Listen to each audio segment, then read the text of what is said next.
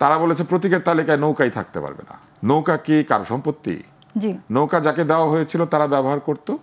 যে কোনো রাজনৈতিক দল আরেকটা রাজনৈতিক দলকে কোণঠাসা করতে চাইবে, কারণ তারা তো প্রতিদ্বন্দ্বিতা করে ভোটের জন্য, এবং যত কোণঠাসা করতে পারবে তত তাদের ভোট বাড়বে, এদের ভোট কমবে। তো এইটা কোনো ষড়যন্ত্র না। ষড়যন্ত্র হচ্ছে যদি সেখানে মিথ্যা থাকে, ষড়যন্ত্র হচ্ছে যদি সেখানে এমন কিছু থাকে যেটা সত্য নয় কিন্তু সেটাকে তৈরি করা হয়েছে।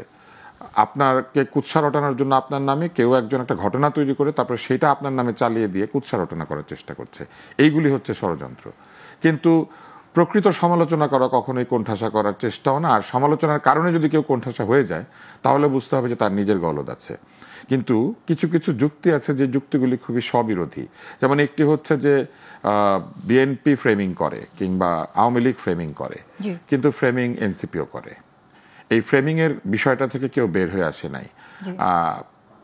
বিএনপি যেমন কাউকে বলছে জামাত, এনসিপি বলছে সফট লীগ, হ্যাঁ উনি সফট, বলছে যে উনি দোসর। এবং যখনই সমালোচনা করতে হয় তখন কাজের সমালোচনা কিংবা কথার সমালোচনা না করে বলা হচ্ছে যে ফ্যাসিস্ট এনেবলার। এখন এইগুলোও কিন্তু ফ্রেমিং, এগুলো তো ট্যাগিং। ট্যাগিং বাদ দিতে গেলে যেটা করতে হবে সেটা হচ্ছে কোনো কথা বলা হলে অথবা কোনো কাজ করা হলে সেই কাজ বা কথার সমালোচনা করতে হবে, কিন্তু সেই কথার সমালোচনা না করে আপনি অমুক, আপনি এনেবলার, এটা বলা মানেই ট্যাগিং। সেই অর্থে কিন্তু কেউ ট্যাগিং এর রাজনীতি বাদ দেয় নাই। দ্বিতীয় হচ্ছে জাতীয় ঐক্য প্রতিষ্ঠার চেষ্টা।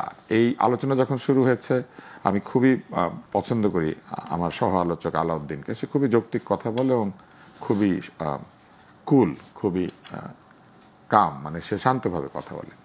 তো এই শান্তভাবে সে একটা কথা বলেছে যেখানে একটা ছোট্ট যুক্তি আছে যেটা আমার কাছে মনে হয়েছে যেটা আমাদেরকে আরেকবার চিন্তা করা উচিত। সেটা হচ্ছে সে বলেছে যে তাদের দল এখনো পুরোপুরি গঠিতই হয় নাই, এখনো সব জায়গায় কমিটি হয় নাই, এখনো সেই শক্তি নিয়ে তারা আসতে পারে নাই, ফলে তারা যে বিএনপির প্রতি কোনো অসদাচরণ করবে বা বিএনপিকে কোণঠাসা করতে চাইবে এটা চিন্তা করা উচিত না।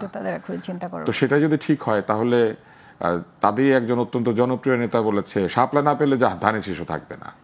তো সে বলতো দাঁড়িপাল্লা থাকবে না, বাংলাদেশে কোনো মার্কা থাকবে না, সেটা না বলে কিন্তু বলেছে শুধু ধানের শীষ থাকবে না। তখন মানুষ প্রশ্ন করে যে আরে সবার কথা না বলে শুধু একটা মার্কার কথা বলছে কেন? তারপরে আবার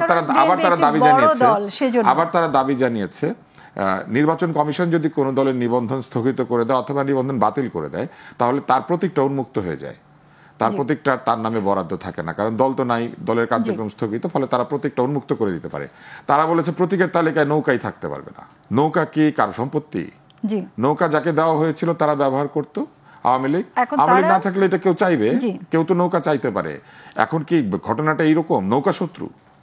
মানে আমরা তাহলে কালকের থেকে নদীতে নৌকা চলা বন্ধ করে দিই এবং মাঠে ধানের শীষ বন্ধ করে দিই, ধান কেটে গম লাগিয়ে দিই, ব্যাপারটা এরকম যুক্তি হয়ে গেল না?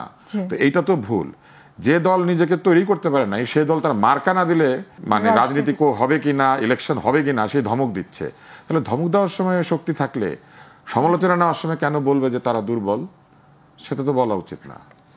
মানে আপনাকে কেউ যদি ধরেন কেউ বলছে আপনাকে এই পড়তে যাও, বলে আমি দুর্বল, আমাকে বকা দিয়েন না, কিন্তু আপনি যখন আবার বলছেন আমি যাব না পড়তে, তখন আপনি বলছেন আমার না যাওয়ার অধিকার আছে, আমি না গেলে কেউ যেতে পারবে না।